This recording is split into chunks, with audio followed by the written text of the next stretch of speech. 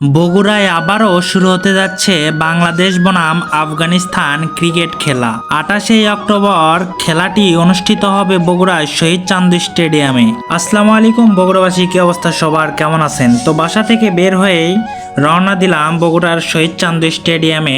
ভিডিওটি সম্পূর্ণ দেখবেন, এই ভিডিওর মাধ্যমে বগুড়ার শহীদ চান্দু স্টেডিয়াম ঘুরে দেখাবো। তো আমরা এখন আছি বগুড়ার টেকনিক্যাল, সেখান থেকে অটোয় উঠে আমরা রওনা দিলাম বগুড়ার শহীদ চান্দু স্টেডিয়ামে।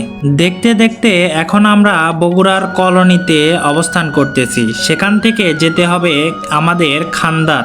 দেখতে দেখতে এখন আমরা খান্দার এলাকায় চলে আসলাম। সামনে যে রাস্তাটা দেখতে পাচ্ছেন, এটাই বগুড়ার শহীদ চান্দু স্টেডিয়ামে যাওয়ার রাস্তা। চান্দু স্টেডিয়ামের সামনে এখন আমরা একটি বাজারে রয়েছি, বাজারটা খুবই সুন্দর। আমরা এখন চান্দু স্টেডিয়ামের সামনে রয়েছি, ওই পাশে কিন্তু চান্দু স্টেডিয়াম। এই রাস্তাটা হচ্ছে বগুড়া আজিজুল হক কলেজ ক্যাম্পাসে চলে গেছে। আমরা এখন চান্দু স্টেডিয়ামের মূল গেটে রয়েছি। এখানে বগুড়া জেলা সুইমিং পুলও রয়েছে।